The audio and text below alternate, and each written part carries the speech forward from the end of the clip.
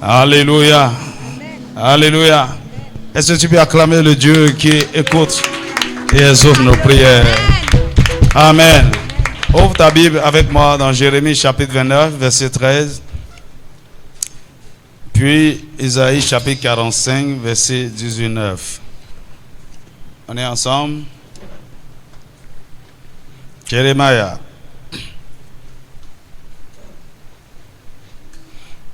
Jérémie chapitre 29, verset 13 nous dit: vous me chercherez et vous me trouverez si vous me cherchez de tout votre cœur. Isaïe 45, verset 19, il dit: je n'ai point parlé en cachette, dans un lieu ténébreux de la terre. Je n'ai point dit à la postérité de Jacob: cherchez-moi vainement. Moi, l'Éternel, je dis ce qui est vrai, je proclame ce qui est droit. Je n'ai pas demandé à la postérité de Jacob: cherchez-moi vainement. Non, moi, l'Éternel, je dis ce qui est vrai. Alléluia. Que Dieu bénisse sa parole ce soir. Tu peux t'asseoir dans sa présence. Amen. Ce que je voudrais partager avec toi en quelques minutes ce soir, c'est les moyens pour chercher Dieu. Les moyens pour chercher Dieu. Alors, à plusieurs endroits, Dieu nous a instruits. Il nous a demandé, il nous a commandé de le chercher. Et comme il le dit dans Ésaïe, il n'a pas demandé qu'on le cherche vainement. C'est-à-dire, lorsque nous cherchons Dieu, c'est pour un but. Lorsque nous cherchons Dieu, il y a des récompenses, il y a un salaire.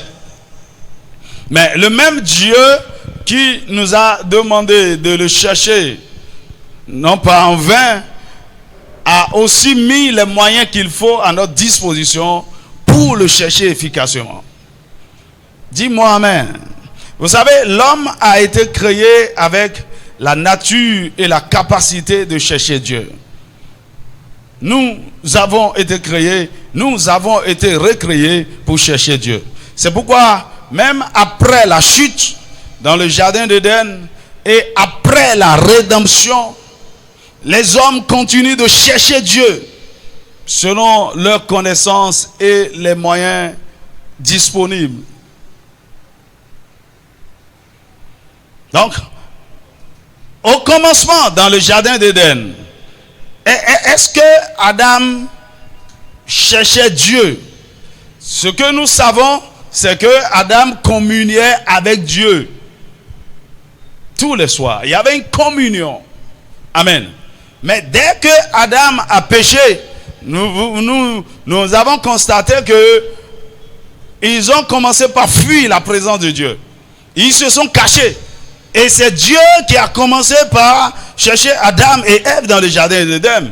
Il disait: Adam, tu es où? Adam, où es-tu? Donc, dès lors, l'homme n'a plus ce qu'il faut réellement pour chercher Dieu. Mais malgré cela, après la chute, de toute manière, les hommes essaient de chercher Dieu. Parce qu'il y a au fond de quelque chose qui les pousse à chercher Dieu.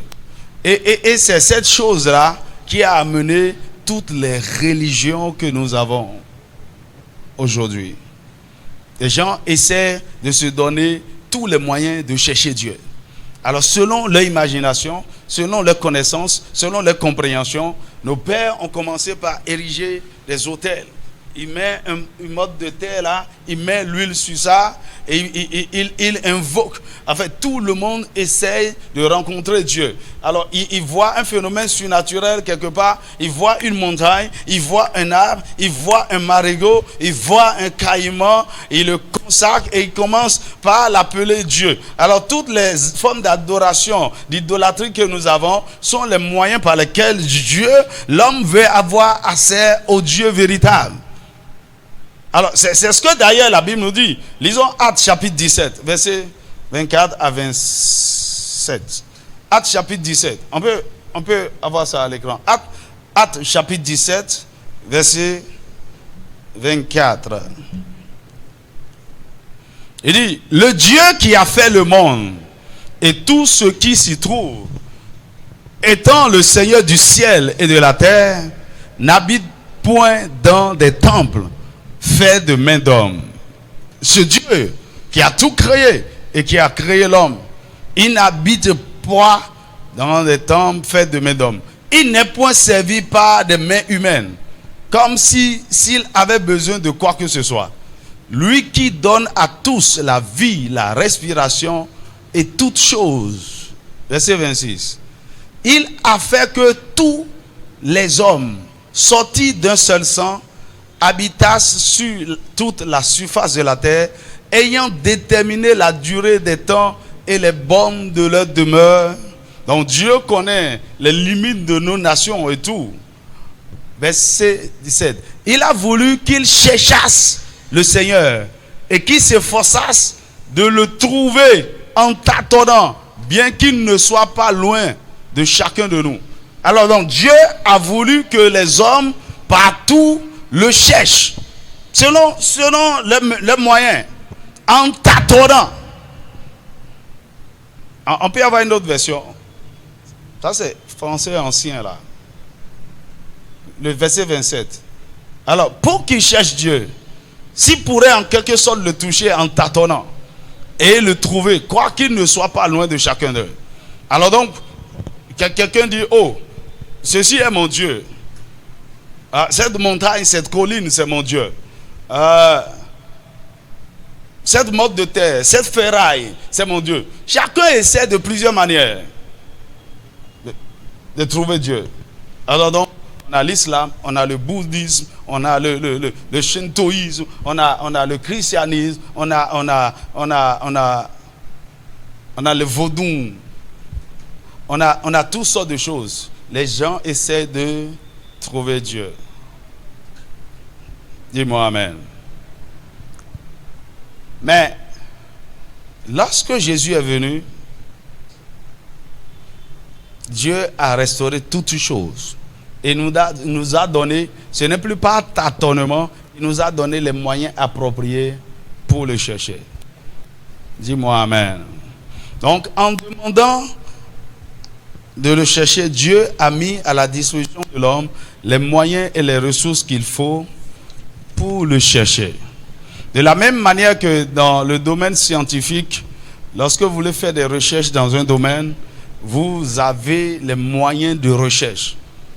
Avant d'être efficace dans une recherche donnée, vous devez établir au départ les moyens de recherche, les ressources disponibles pour faire la recherche et la méthodologie que vous voulez utiliser. De la même manière, en voulant chercher Dieu, nous devons avoir les moyens ou les ressources qu'il faut utiliser pour le chercher. Mais avant de chercher Dieu convenablement, il y a certains prérequis qu'il faut d'abord avoir. Par exemple, n'importe qui ne se lève pas et dit je vais faire des recherches de niveau doctoral. Non. Avant que quand vous dites je suis en train de faire des recherches pour avoir le doctorat, on sait que vous avez déjà un prérequis. Vous avez déjà une certaine qualification. Vous avez le niveau, vous avez ce qu'il faut. Vous avez déjà traversé un certain nombre de choses. Vous avez certaines compétences. On sait tout au moins, vous avez le master ou bien le diplôme d'ingénieur. Vous avez les compétences qu'il faut pour pouvoir faire des recherches à ce niveau. Alors, pour chercher Dieu, il vous faut aussi avoir des prérequis. Et on était en train d'en parler pêle-mêle. Je vais rappeler ça avant qu'on ne commence à parler des moyens. Alors, quels sont les prérequis qu'il faut avoir d'abord avant de chercher Dieu? Premièrement, c'est le cœur approprié. Le cœur approprié. Le cœur qui cherche Dieu et le trouve. C'est de ça qu'on a parlé hier. Le cœur approprié. Et la première des choses au niveau du cœur approprié, c'est le cœur sauvé. C'est le cœur que Dieu a cherché et trouvé. C'est le cœur à qui Dieu a fait grâce. C'est le cœur qui est rempli du Saint-Esprit. Le deuxième prérequis, c'est la soif. La soif. Donc, lorsque vous êtes né de Dieu et vous avez le Saint-Esprit maintenant commence par créer en vous la soif, le désir, la volonté, la passion pour chercher Dieu. Dis-moi amen. Tu vois, celui qui n'a pas vraiment le Saint-Esprit établi en lui ne va jamais comprendre celui qui est animé par le Saint-Esprit. Mais qu'est-ce qui te pousse? Pourquoi tu pries autant? Pourquoi tu veux tout le temps aller à l'église? Pourquoi tu veilles? Pourquoi tu jeûnes? Pourquoi non? Il y a une soif, il y a quelque chose que le Saint-Esprit est en train de générer dans la personne qui le pousse à chercher Dieu. Dis-moi amen. Alors donc, on peut aussi, vous savez, on peut avoir soif, mais ne pas avoir le même niveau de soif. Hello. On peut demander à deux personnes, avez-vous soif, vous avez besoin de l'eau? L'autre peut dire, ça peut aller. Donc, je n'ai pas tellement soif. Si je ne bois pas, ce n'est pas un problème. Mais il y a quelqu'un qui dit, non, il me faut de l'eau. Ça, ce n'est pas le même niveau de soif. En tant qu'enfant de Dieu aussi, à des moments donnés, nous n'avons pas le même niveau de soif. C'est pourquoi, pendant que tu as la passion, le zèle, et tu es en train de chercher Dieu avec ferveur, quelqu'un s'amuse. Quelqu'un est en train de dormir. C'est pourquoi nous ne devons pas, comment il va dire, chercher Dieu par comparaison ou par compétition. Nous ne sommes pas au même niveau avec Dieu à tout moment. Donc la soif, Ésaïe 55, verset 1 à 2, et Jean chapitre 7, verset 37 à 38. Donc c'est la soif générée par le Saint-Esprit qui crée la passion, le désir, l'énergie, la force pour chercher Dieu. Ça, c'est les prérequis. Dis-moi amen. Par exemple, dans le domaine de recherche, quand vous voulez faire les recherches scientifiques, on demande souvent que le domaine dans lequel vous voulez faire des recherches là, soit votre passion. Ok? C'est un domaine qui vous intéresse réellement. Tu vois, j'ai une de mes filles récemment qui a voyagé, qui est allée en France. Un de ses professeurs, vous savez, dans certaines universités, il y a des projets de recherche que les gens ont financés. Et donc, des professeurs peuvent attribuer ça à des étudiants. Ok, faites des recherches sur tel. Alors, on lui a proposé un thème comme ça, déjà avec bourse, fait. Il m'a dit, ça ne m'intéresse pas, ça ne me dit rien. C'est vrai que c'est une opportunité, ok. Mais si elle embrasse ça, vraiment, ça n'aura pas le résultat, parce que ce n'est pas sa passion. Est-ce que quelqu'un me suit? Alors je lui ai dit, il faut laisser. Il faut dire poliment, gentiment au professeur que franchement, merci pour l'offre, mais voilà. Et quand elle a laissé tomber, je crois que le Seigneur lui a ouvert maintenant une porte pour qu'elle fasse ce qu'elle doit faire. Et cette fois-ci, pas seulement au Bénin, mais au-delà du continent. Amen. Que le Seigneur te conduise réellement à poursuivre ta passion. Dis-moi un vrai Amen. Donc, la deuxième chose qu'il faut en tant que prérequis pour chercher Dieu, c'est la soif. La troisième chose, c'est la capacité à discerner les temps favorables pour chercher Dieu. La capacité à discerner les temps favorables pour chercher Dieu. Il y a les temps favorables pour chercher Dieu. Comme la Bible dit, dans Ésaïe chapitre 55, verset 6, on peut voir aussi Osée chapitre 10, verset 12. Osée chapitre 10, verset 12. D'abord, Ésaïe 55, verset 6 dit « Cherchez l'Éternel pendant qu'il se trouve. Invoquez-le tandis qu'il est près. » Il y a des moments où Dieu est près de nous. Alors, Osée chapitre... Donne-moi Osée chapitre 10, verset 12. Osée chapitre 10, verset 12. Il dit... Verset 12. Voilà. Il dit, si vous semez, il dit, semez selon la justice, moissonnez selon la miséricorde, défrichez-vous un champ nouveau. Il est temps de chercher l'Éternel. Dis avec moi, il est temps de chercher l'Éternel.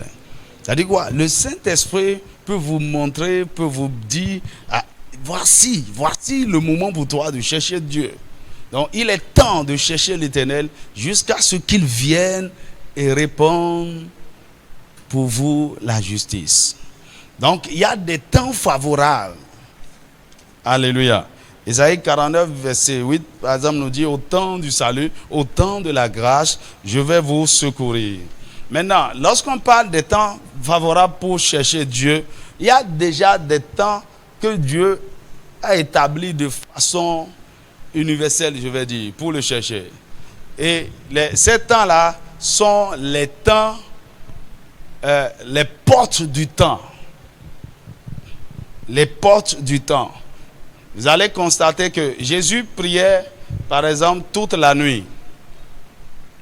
Toute la nuit. Quand la Bible parle de toute la nuit, c'est de 18h à 6h. Ok? Maintenant, il y a des portes du temps. Si vous priez, vous cherchez Dieu à ces portes-là, c'est plus facile de le trouver.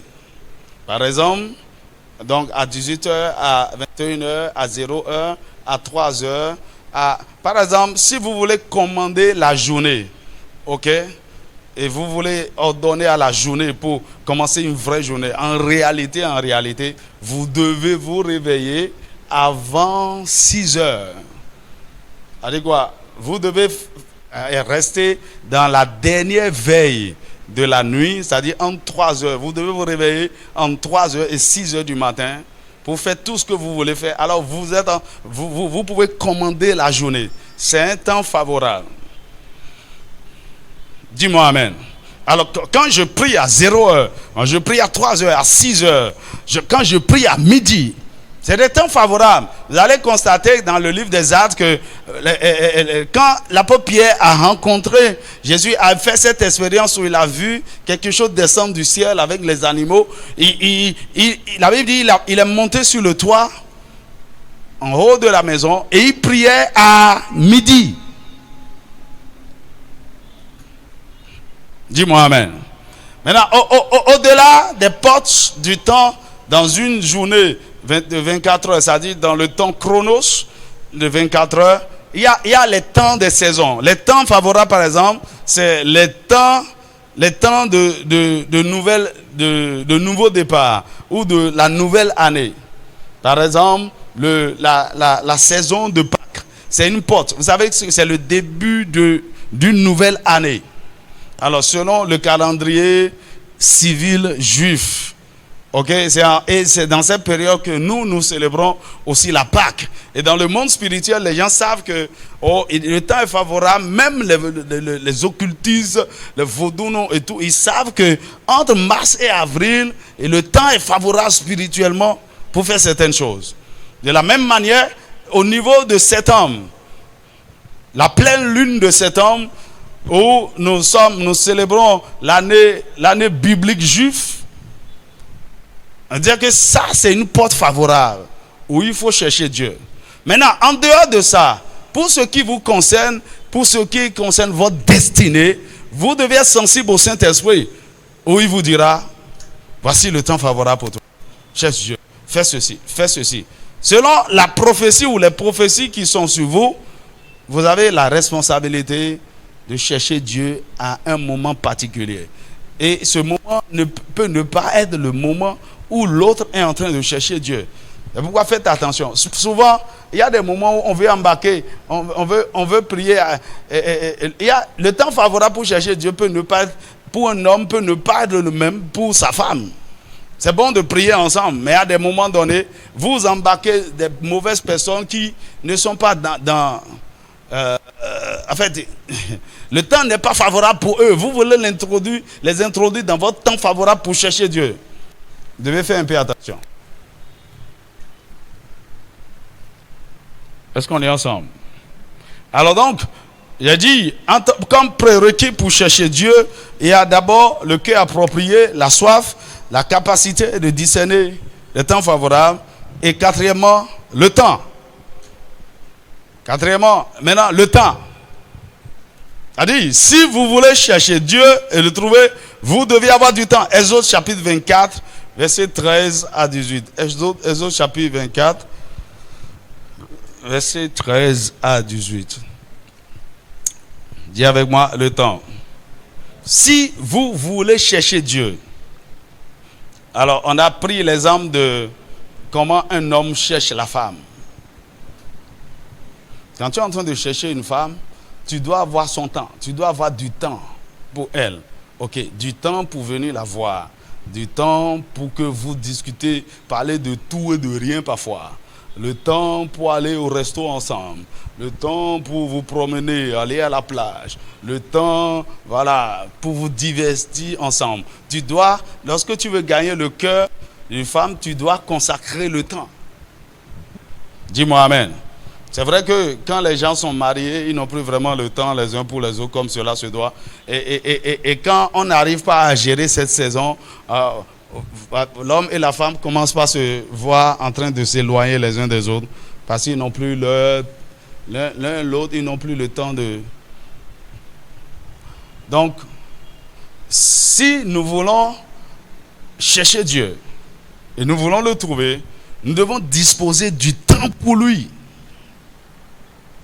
Je vous ai dit, lorsque on veut voir si vous avez ce qui permet d'évaluer l'idolâtrie ou non dans le cœur d'un homme, c'est qu'est-ce qui prend le maximum de votre temps? Qu'est-ce qui prend le maximum de vos ressources? Particulièrement les ressources financières. Qu'est-ce qui prend le maximum de votre énergie? Alors, ce qui prend le maximum de votre temps, de vos ressources, de votre énergie, est votre Dieu. C'est comme ça qu'on détermine si quelqu'un a des idoles dans son cœur ou pas. Dis-moi amen. Par exemple, je n'ai pas 15 minutes pour prier. Je n'ai pas 15 minutes. Mais j'ai 3 heures de temps pour regarder film. Hello. Quand il s'agit je commence par avoir sommeil après 5 minutes. Mais je veille pour regarder des séries. Qui sait de quoi je suis en train de parler? Parfois, il y a des gens, pendant que je suis en train d'enseigner là, ils sont là bizarres en train de me regarder. Parce qu'il y a de rôle, mais il faut finir, non? Et tu vas voir, ils ont l'air fatigués. Mais dès qu'on finit, elle va attraper sa voisine et ils vont s'asseoir même là, et bavarder pendant 1 heure. Et tu vas quoi? Ah, je pensais que vous étiez fatigué. Non, c'est l'idole. C'est ce qui est. Tu préfères avoir du temps pour. Donne-moi Exode 24 là. Exode 24 à partir du. La Bible dit, ok, Moïse, accompagné de Josué, son serviteur, monte sur la montagne de Dieu. Verset 14. Mais avant de monter, il dit aux anciens, attendez-nous ici jusqu'à notre retour. Autrement dit, quand il montait, il ne sait pas quand exactement il va descendre. C'est jusqu'à ce que Dieu se révèle, jusqu'à ce que Dieu se manifeste, jusqu'à ce qu'ils reçoivent pleinement ce pourquoi ils sont en train de monter. Donc, Aaron et Hur restent avec vous. Si vous avez un problème à régler, allez les trouver. Moi, je vais monter jusqu'à et rester jusqu'à. Moïse monte donc sur la montagne. Le nuage de fumée la recouvre. Verset. La gloire du Seigneur reste sur le mont et le nuage de fumée le couvre. Donne-moi Louis II, c'est mieux. Ok. Louis II. Voilà. La gloire de l'Éternel reposa sur la montagne de Sinaï et la nuée la couvrit pendant 6 jours. Alors donc, Moïse est d'abord resté là pendant 6 jours. C'est vrai, il y avait l'atmosphère de la gloire de Dieu. Mais il attendait. Et c'est le 7e jour que l'Éternel appela Moïse du milieu de la nuit. Le 7e jour. Alors Dieu a commencé par le... C'est au moment où il doit recevoir les 10 commandements. Dieu a commencé par lui parler. Verset 18. Alors, verset 10. L'aspect de la gloire de l'Éternel était comme un feu dévorant sur le sommet de la montagne aux yeux des enfants d'Israël. 18 heures. Moïse entra au milieu de la nuée et il monta sur la montagne. Moïse demeura sur la montagne 40 jours et 40 nuits. Et quand vous lisez l'histoire de Moïse, il a fait 40 jours, 40 nuits comme ça 3 fois sur la montagne. Donc en jeûnant aussi. Ne mangeait pas. Il avait du temps pour Dieu. Mon ami, vous devez avoir du temps pour Dieu. Alors, de façon régulière, il est recommandé que dans une journée de 24 heures, vous donnez la dîme des 24 heures à Dieu. Quelle est la dîme des 24 heures? Alors, 2h40 minutes. Alors, Dieu doit avoir 2h40 minutes en termes de prière, d'études bibliques, de louanges, d'adoration. Vous n'êtes pas obligé de faire tout ensemble. Mais si vous calculez tout, le minimum que Dieu doit avoir de votre temps, c'est 40 minutes. 2h40 minutes.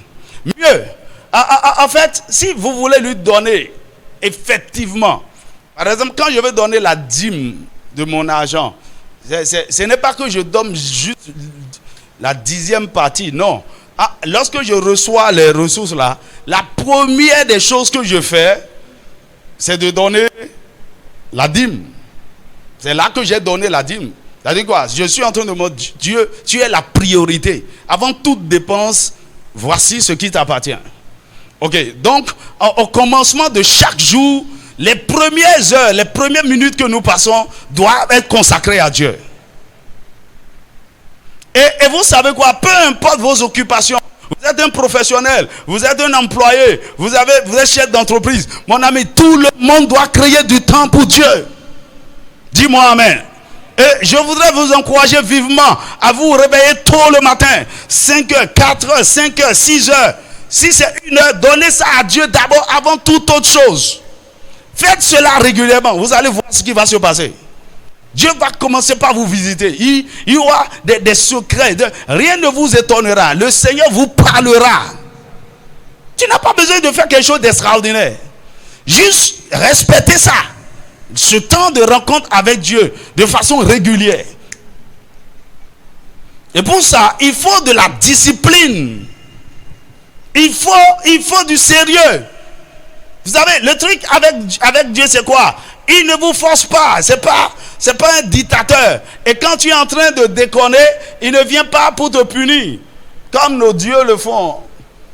Alors, tu vas commencer par avoir des cauchemars, des choses bizarres, la maladie. Et quand tu vas voir le bocon, il va te dire, c'est parce que tu as oublié de ne pas donner le sacrifice, le mouton que tu devais donner. Non. Alors quand vous refusez, vous ignorez, vous oubliez de donner à Dieu ce qu'il faut, le temps qu'il faut, il vous dira rien. Dieu reste calme. Mais quand vous êtes sage, vous allez constater que vous commencez par payer les conséquences de la chose. Parce que c'est la première conséquence de ne pas chercher Dieu. Et que vous-même, vous constatez que vous commencez par être vide. Vous commencez par, il y a la sécheresse. La présence, Dieu est loin, loin de vous. Parce que vous ne le cherchez pas. Vous devez avoir du temps pour lui.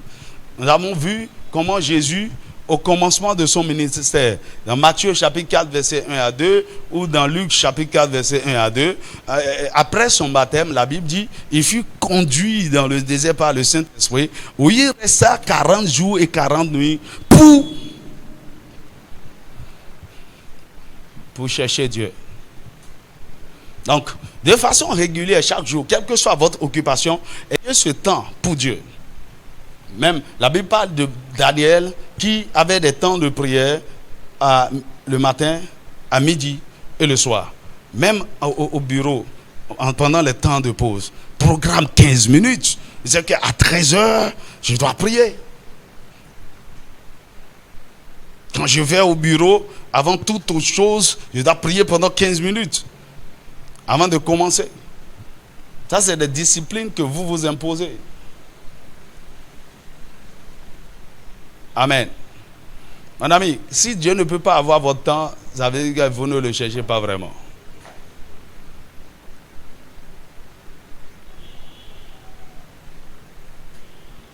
le temps. Et si vous êtes sérieux, à des moments donnés, de temps en temps, de façon régulière ou bien une fois par mois, retirez-vous de tout. Si c'est 2 jours, 3 jours, donnez ça à Dieu. Dans une retraite personnelle, cherchez Dieu. C'est le premier requis. Tu n'as pas le temps. Tu n'as pas le temps. Tu n'as pas le temps pour venir à l'église. Tu n'as pas le temps pour lire la Bible. Tu n'as pas le temps pour prier. Tu n'as pas le temps pour louer, pour adorer. Mon ami, Dieu, tu seras loin, loin, loin de Dieu. Dis-moi Amen. Donc chaque jour, nous devons mettre du temps à part. Ça, c'est des temps consacrés à Dieu, des temps sacrifiés. Nous devons nous organiser pour que Dieu vraiment ait la première place. Et qu'il, vous savez, c'est ce que Jésus disait, il dit donner à César ce qui est à César et donner à Dieu ce qui est à Dieu. Donc, donner le temps qu'il faut. Vous savez ce qui se passe actuellement? Les gens, Satan nous a embrouillés de telle manière que on n'a plus vraiment du temps pour Dieu, pour les choses de Dieu. Et César prend tout notre temps. Ok? Quand quelqu'un vient régulièrement à l'église, par exemple, si nous sommes en train de faire un programme spécial, hein? Vous allez trop à l'église. C'est quoi même? Toute la semaine, hein? Lundi, mardi, mais qu'est-ce que vous cherchez comme ça? C'est comme quelque chose qui agace. Et il y a beaucoup de gens, même en tant que chrétien, disent mon ami, chacun doit chercher ce qu'il est. C'est pourquoi il dit, pour marcher avec Dieu, ayez vos convictions et comprenez ce que vous êtes en train de faire. Sinon, les gens vont vous prêcher, vous faire sortir de la volonté de Dieu. Donc, c'est pas. Alors, de l'autre côté,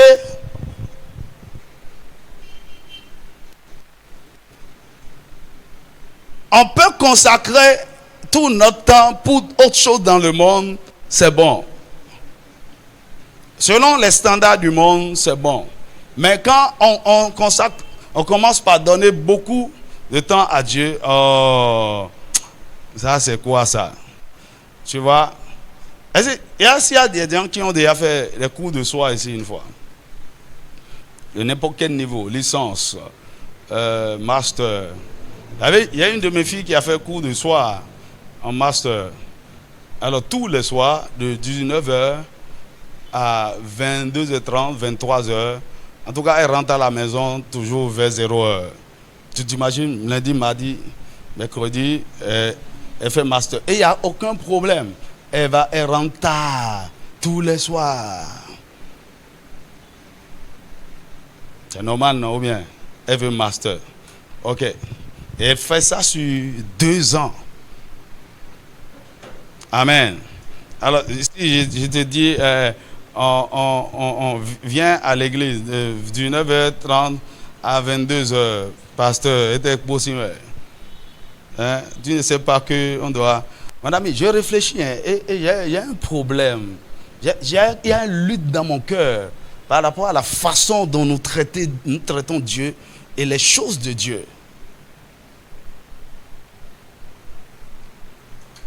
Dis-moi.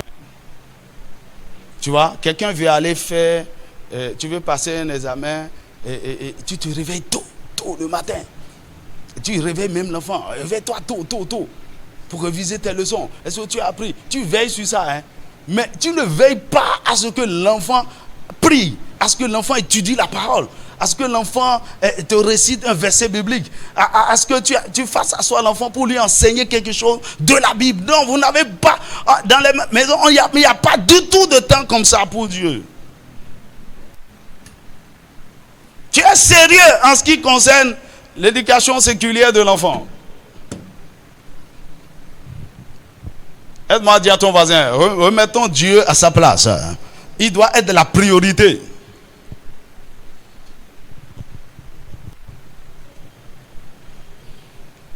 Dis-moi Amen. Et si tu es en train de regarder l'heure, ne t'en pas, il va te laisser entrer tôt. Alléluia. Mais tu veux que je te dise, le moment viendra, on va venir ici, un soir, on va rentrer le matin. toi-même, là, si on te dit de rentrer, tu ne peux pas rentrer. Oh. Attends un peu, tu vas voir. Il y a un ministère, je suis en Afrique du Sud. Il dit, mais ce gars-là, il dit, un jour, il dit, je fais tout ce qu'on peut faire pour que les gens ne viennent plus jamais à l'église. Mais les gens viennent. Il commence le culte à 7h le dimanche. Une fois, on est rentré et puis j'ai rattrapé le culte jusqu'à 18h. Je le suivais en ligne. Les gens étaient là pleins. Parce qu'il y a quelque chose. Lorsque vous rentrez dans cette dimension, je vous ai dit, où la gloire de Dieu paraît, vous perdez la notion du temps et de l'espace. Toutes les autres choses deviennent non nécessaires, non essentielles pour vous. Dis-moi amen. Est-ce que vous avez déjà expérimenté le fait, et vous rentrez, vous êtes en train de prier et d'adorer, ou bien de méditer la parole, et tout à coup, la présence de Dieu vous envahit. Ce qui se passe, c'est quoi? Parce que vous êtes peut-être obligé de quitter là, parce que vous devez aller au cours, vous devez... Mon ami, ça vous fait mal. Parce que vous auriez aimé avoir tout le temps. Rester là et ne pas sortir.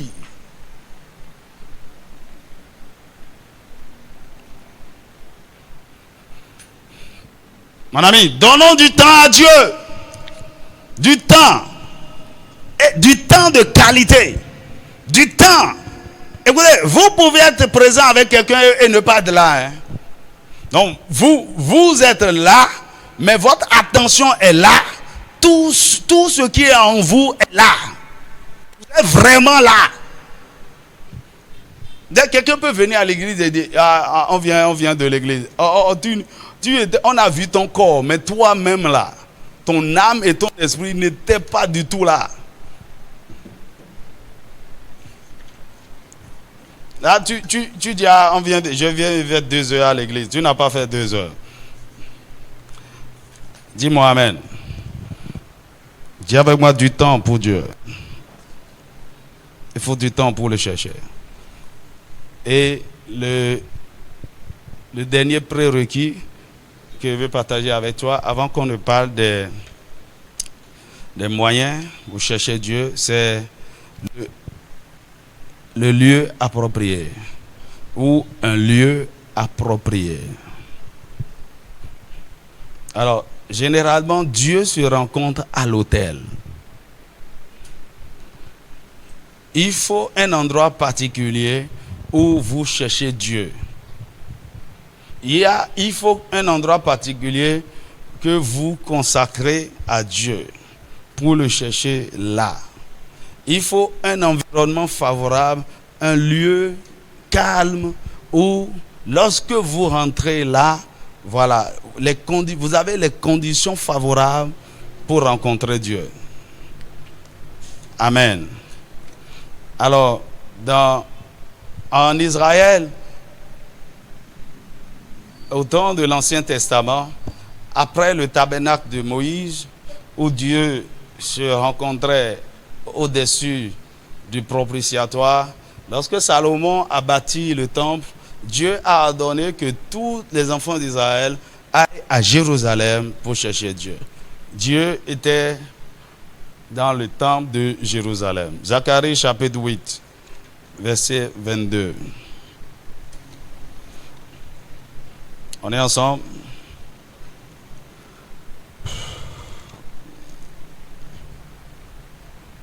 Zacharie chapitre 8. La Bible dit, et beaucoup de peuples et de nombreuses nations viendront chercher l'Éternel des armées à Jérusalem et l'implorer. Donne-moi Zacharie 14. Zacharie 14, verset 16 à 19. Zacharie 14, verset 16 à 19. Il dit, tous ceux qui resteront de toutes les nations venus contre Jérusalem monteront chaque année pour se prosterner devant le roi, l'Éternel des armées, et pour célébrer la fête des tabernacles. Ils doivent monter où? À Jérusalem. Il dit, s'il y a des familles de la terre qui ne montent pas à Jérusalem pour se prosterner devant le roi, l'Éternel des armées, la pluie ne tombera pas sur elles. Donc, tout le monde, toutes les nations doivent aller à Jérusalem en son temps. Il dit, verset 18, si la famille d'Égypte ne monte pas, si elle ne vient pas, la pluie ne tombera pas sur elle. Elle sera frappée de la plaie dont l'Éternel frappera les nations, qui ne monteront pas pour célébrer la fête des tabernacles. Donc, toutes les nations doivent monter pour chercher Dieu à Jérusalem. Et s'ils ne montent pas, la pluie ne tombera pas sur la terre. Dis-moi Amen. Mais aujourd'hui, on n'est pas obligé de monter à Jérusalem. Si tu as l'occasion d'aller à Jérusalem, en Israël, Dieu soit loué. Alléluia. Aujourd'hui, Dieu a établi son autel sur notre cœur, ou dans notre cœur. Par exemple, avant qu'on ne vienne là, c'est que Dieu a demandé à Moïse de lui bâtir un autel. Exode chapitre 20, verset 24. Exode chapitre 20, verset 24. Exode chapitre 20. Il dit, tu m'élèveras un autel de terre sur lequel tu offriras des holocaustes et des sacrifices d'action de grâce. Donc l'autel, c'est le lieu qui est consacré à Dieu, là où vous offrez des sacrifices. Il dit, tes brebis, tes bœufs, partout où je rappellerai mon nom, je viendrai à toi et je te bénirai. À cet autel-là, où tu vas invoquer mon nom, je viendrai à toi là. Donne-moi une autre version. Voilà. Il dit, vous fabriquerez pour moi un autel en terre. Là, vous m'offrirez vos moutons, vos chèvres et vos bœufs comme sacrifice complet et comme sacrifice de communion. Et moi, je viendrai vous bénir partout où je montrerai ma présence. Je viendrai vous bénir là, sur l'autel, là où vous m'avez invoqué. Dans ma parole de vie. Parole de vie. Ah, c'est bien. Il dit, en tout lieu où je mettrai la mémoire de mon nom, donc là où le nom de l'Éternel est invoqué, à l'autel que nous avons consacré, il dit, je viendrai à toi et je te bénirai. Là. Dis-moi Amen. Mais lorsque, ok, je viendrai à vous, je viendrai vous bénir partout où je montrerai ma présence. Où? À l'autel que vous m'aurez consacré. Alors, lorsque et Dieu donnait après à Moïse de lui bâtir, de fabriquer le tabernacle, vous allez constater que la première chose que Dieu a demandé à Moïse est de fabriquer l'arche de l'alliance. Et sur l'arche de l'alliance, il lui a demandé de faire un couvercle pour couvrir l'arche. Et c'est ce couvercle qu'on appelle le propitiatoire. Et c'est sur ce couvercle de l'arche qui représente la présence de Dieu, qui est en réalité un autel, qu'on verse le sang. Et Dieu disait à Moïse, il dit c'est là, Exode 25, versets 21 à 22. Donne-moi Louis II. Exode 25, versets 21 à 22. Il dit, voilà, il dit, tu mettras le propitiatoire sur l'arche. Alors, il ne faut pas que le mot là te soit, c'est le couvercle, ok, pour couvrir l'arche. C'est-à-dire que l'arche est construite, c'est une caisse faite de bois d'acacia, recouverte d'or, où il doit mettre les tables de l'alliance, les pains de proposition, voilà. Maintenant, après, il doit mettre le couvercle. C'est le couvercle qu'on appelle le propitiatoire. Il dit, tu mettras le propitiatoire sur l'arche et tu mettras dans l'arche le témoignage que je te donnerai. Verset 22. Il dit, c'est là que je me rencontrerai avec toi. Sur le propitiatoire, le lieu de sacrifice. C'est là, du haut du propitiatoire, entre les deux chérubins, placés sur l'arche du témoignage. Je te donnerai tous mes ordres pour les enfants d'Israël. Là. Donc c'est pourquoi lorsque Dieu veut parler à l'Éternel, lorsque Dieu veut parler à Moïse, il lui dit, retrouve-moi dans la tente d'assignation. Et Moïse entre dans la tente d'assignation et la présence de Dieu était là. Et Dieu le rencontre exactement au niveau du propitiatoire. Dis-moi Amen. Alors aujourd'hui, le lieu où le Seigneur nous rencontre, lorsque nous acceptons Jésus, en réalité nous acceptons l'autel de Golgotha dans notre cœur. Et à l'autel, là où nous offrons les sacrifices avec un cœur pur, un cœur sincère, Dieu nous rencontre là. Dis-moi Amen. Mais l'autel, c'est aussi tout lieu, tout endroit que nous avons consacré à Dieu pour le rencontrer. Par exemple, l'autel, le lieu où Dieu nous rencontre en tant que famille de l'Aigle, c'est ici. Et donc notre autel ici est un lieu favorable pour rencontrer Dieu. C'est pourquoi lorsque nous nous rassemblons et nous prions, nous adorons, il y a une telle manifestation de Dieu que vous allez vivre ici, que vous allez expérimenter facilement ici, que vous ne pouvez expérimenter chez vous. Parce que c'est le lieu que nous avons consacré à Dieu. Dis-moi Amen. Et là où on dit ceci est la maison de Dieu, en réalité la maison de Dieu c'est un hôtel. Et dans la maison de Dieu, on doit pouvoir rencontrer Dieu. Sa présence doit être là. Quiconque entre en ce lieu doit dire, hey, Dieu est ici. Dis-moi Amen. Après, nous allons parler spécifiquement comment bâtir cet hôtel de rencontre avec Dieu. Mais lisons ce texte pour finir. Genèse chapitre 28, verset 10 à 19. Nous allons voir Genèse 28. Que là où Jacob fuyait son frère, il a rencontré Dieu. Mais là où il a rencontré Dieu, c'est là où son grand-père a bâti un autel à Dieu. Amen. Il dit, oh, ceci est la maison. Alors, Jacob partit de Beersheba et s'en alla à Charan. Verset 11. Il arriva dans un lieu où il passa la nuit, car le soleil était couché.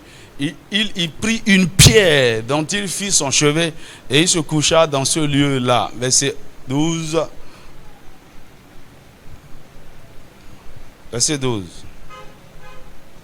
Il eut un songe. Alors, il a pris une pierre, mais en réalité, la pierre sur laquelle il a déposé sa tête pour dormir en ce lieu-là était l'une des pierres que Abraham avait utilisées pour bâtir un autel à Dieu lorsque Dieu l'avait rencontré en ce même endroit-là, à Bethel. Alors, il eut un songe et voici, une échelle était appuyée sur la terre et son sommet touchait au ciel. Et voici, les gens de Dieu montaient et descendaient par cette échelle. Verset 13, et voici, l'Éternel se tenait au-dessus d'elle. Vous allez rencontrer Dieu à l'autel. Dieu était là. Et il dit, je suis l'Éternel, le Dieu d'Abraham ton père et le Dieu d'Isaac. La terre sur laquelle tu es couché, je la donnerai à toi et à ta postérité. Verset 14. Ta postérité sera comme la poussière de la terre, tu t'étendras à l'Occident et à l'Orient, au septentrion et au Midi, et toutes les familles de la terre seront bénies en toi et en ta postérité. 15. Voici, je suis avec toi, je te garderai partout où tu iras et je te ramènerai dans ce pays, car je ne t'abandonnerai point, que je n'ai exécuté ce que je te dis. 16. Jacob s'éveilla de son sommeil et dit, certainement l'Éternel est en ce lieu. Là, c'est l'autel, en ce lieu. En ce lieu. Donc, il y a un endroit spécial. Par exemple, il y a certaines montagnes que certains pères de l'église ont consacrées à Dieu au Nigeria. Ok? Comme l'apôtre Babalola. Amen. Ce gars, il a fait des exploits. Il fut un temps où on dit, ce gars, il ne passait que du temps que sur cette montagne-là. Et quand il descendait, c'était des choses terribles. Il fut un temps où il priait sur la montagne, il avait soif, il a frappé le rocher, l'eau est sortie et il a bu. Il a fait des choses terribles. Et donc, il a laissé une présence de Dieu. Il a transformé ce lieu en hôtel. Et jusqu'à aujourd'hui, les gens y vont pour chercher Dieu. Et quand vous allez, c'est-à-dire que Dieu se manifeste réellement. Dis-moi amen. Je prie que le Seigneur t'utilise pour transformer même ta maison en hôtel. Et quand les gens rentrent, ils disent, ah, il y a une atmosphère. Il y a quelque chose dans ce lieu. On n'avait pas fini. Verset 16. Donc, Jacob se réveilla en ce lieu. Et il eut peur. Il dit que ce lieu est redoutable. C'est ici la maison de Dieu. C'est ici la porte du ciel. Donc, il y a un endroit, un hôtel qu'on appelle, il y a un endroit qu'on appelle la maison de Dieu. La porte du ciel. Ça dit quoi? Ce qui vous donne accès au ciel pour rencontrer Dieu, c'est l'autel. Dis-moi amen. Et chacun de vous, vous pouvez avoir ce lieu-là chez vous. Alléluia. Alors donc, comme prérequis pour chercher Dieu, c'est d'abord avoir le cœur approprié, la soif, la capacité à discerner des temps favorables, avoir du temps et puis avoir un lieu approprié. On va revenir sur ces détails-là. Ok, ce que nous allons faire. Et les moyens pour chercher Dieu, il y en a 4 ou 5. Ce qui serait intéressant, c'est qu'on en parle demain. Amen. Pour l'instant, incline ta tête là où tu es pour bénir le Seigneur. Les moyens. Dis Seigneur, donne-moi ce prérequis pour te chercher. Le cœur approprié pour te chercher.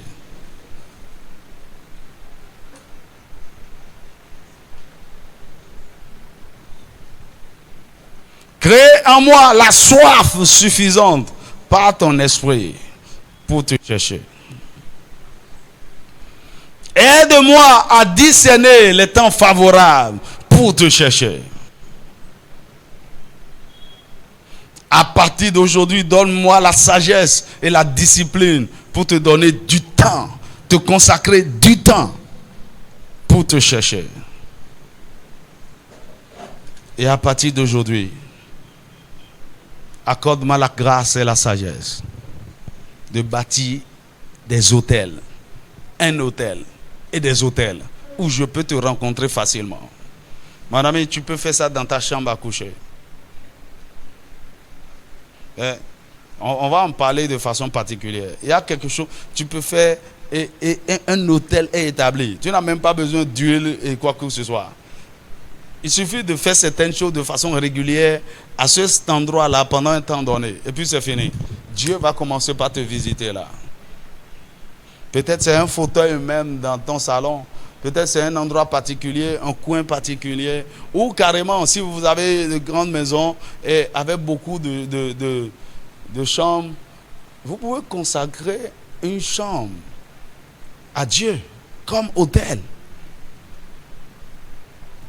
Dis-moi amen. Et c'est que vous avez réellement fait ce qu'il faut pour que ces chambres-là soient consacrées à Dieu. Vous avez payé le prix qu'il faut. Et dès que c'est fait, c'est fini. Toutes les fois où vous venez, ou n'importe qui entre en ce lieu, le ciel va s'ouvrir. Toutes les fois où vous cherchez Dieu, il vous répondra certainement là. Parce que l'autel est établi. Donc parfois, les gens, il y a des gens qui font ça et dire, ah, ici c'est une chambre, la chambre de prière. Ah, et ils n'ont jamais consacré réellement la chambre de prière là. Ils n'ont jamais transformé en hôtel pour Dieu. Ce n'est pas de dire, ah ouais, c'est une chambre réservée pour la prière. Est-ce que c'est un hôtel? Lorsque vous le faites, vous savez ce que ça fait? Non seulement la présence de Dieu sera permanente chez vous, mais à partir de cet hôtel, tout le territoire sera béni. Dieu visitera le quartier, Dieu visitera la région, parce que il y a un endroit où Dieu prend plaisir de descendre, de demeurer. Oh, crie à Dieu, crie à Dieu. Ma prière est que chacune de nos maisons soit transformée en hôtel pour Dieu. Le lieu où on peut rencontrer Dieu. Le lieu où Dieu visite les territoires. Le lieu où il y a la solution. Le lieu où Dieu peut nous répondre. Ni brasa katara brache que te de bras. Ni brochi katara bakatara. Seigneur, donne-moi la grâce de remplir ces conditions. Seigneur, d'avoir ces prérequis. Oh Dieu, afin d'utiliser les moyens qu'il faut pour te chercher. Tu vois, l'un des moyens pour chercher Dieu, le premier d'ailleurs dont on va parler, c'est le jeûne. Et vous pouvez jeûner et ne rien expérimenter parce que vous n'avez pas les prérequis. Votre cœur n'est pas approprié, votre cœur n'est pas agréable à Dieu. Il n'y a pas la soif qu'il faut. Seigneur, aide-nous. Seigneur, aide-nous. Ribro shakata rabra shekete. Libra sakata de brashikete. Nebra soka shekete de brosikata. Nebra shakata daba. Seigneur, crée ta soif dans nos cœurs. Crée ta soif dans nos cœurs. Crée ta soif dans nos cœurs. Crée ta soif dans nos cœurs. Crée ta soif dans nos cœurs. Nebra shekete de brakata. Seigneur, fais de nous de véritables sacrificateurs. Le sacrificateur, c'est celui qui offre des sacrifices. C'est celui qui gère un autel. Oh mon ami, en tant qu'enfant de Dieu, chacun doit avoir son autel personnel, le lieu où il rencontre Dieu. Et si tu es marié en tant que couple, vous devez avoir votre autel. Si vous avez des enfants et des gens qui vivent avec vous, vous devez avoir l'autel familial. Si tu as une entreprise, il y a un endroit que tu consacres à Dieu. Oh my God, Seigneur, ramène-nous à l'essentiel afin que partout, Père, nous puissions te chercher. Tu peux consacrer même ta voiture comme un hôtel mobile. Lorsque tu entres dedans, c'est une autre atmosphère, c'est un autre lieu. Remarche que te de brosa katadaba, rebrashi que te de brosa kita rebrashi, nebrasha kata de brasa kate, nebroche que te di brasi katara bro, rebrasha katara bra. Seigneur, enseigne-nous à te chercher. Enseigne-nous à te chercher. Seigneur, remoshi katara baka. Tu ne nous as pas demandé de te chercher en vain. Tu nous as donné les moyens. Tu nous as donné les ressources. Tu nous as donné la capacité.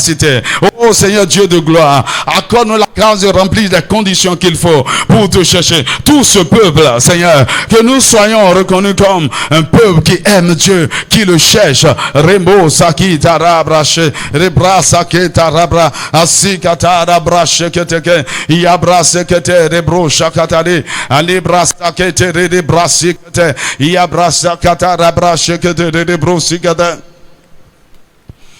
Oh, thank you, Jesus. Oh, thank you, Jesus. Oh, thank you, Jesus.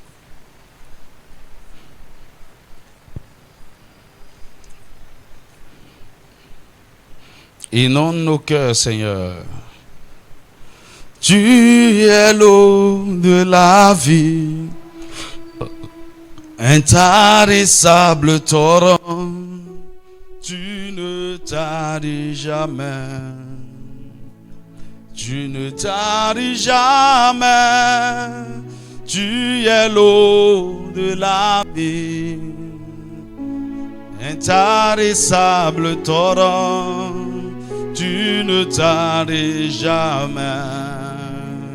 Tu ne taris jamais. Tu es l'eau de la vie, intarissable torrent. Tu ne taris jamais. Tu ne taris jamais. Inonde mon cœur. Inonde mon... Seigneur, crée cette soif exceptionnelle. Inonde mon cœur. Inonde mon cœur. Inonde mon cœur. Inonde mon cœur. Inonde mon cœur. Inonde mon cœur. Inonde ma vie. Inonde ma vie. Inonde ma vie. Inonde ma vie. Inonde ma vie. Inonde ma vie.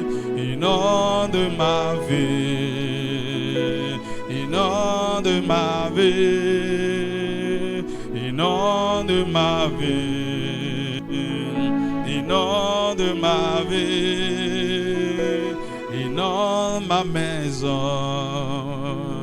inonde ma maison, inonde mon foyer, inonde mon foyer, inonde ton église, inonde ton église, inonde ton église, inonde ton église, inonde ton église, inonde ton église, inonde nos familles, inonde nos familles, inonde nos familles, inonde nos familles, inonde notre nation, inonde le Bénin, inonde le Bénin, inonde le Bénin, inonde le Bénin, inonde le Bénin. Tu es l'eau de la vie, intarissable torrent, tu ne taris jamais, tu ne taris jamais, tu es l'eau de la vie, intarissable torrent, tu ne taris jamais, tu ne taris jamais. Est-ce que tu peux te tenir debout alors que nous finissons?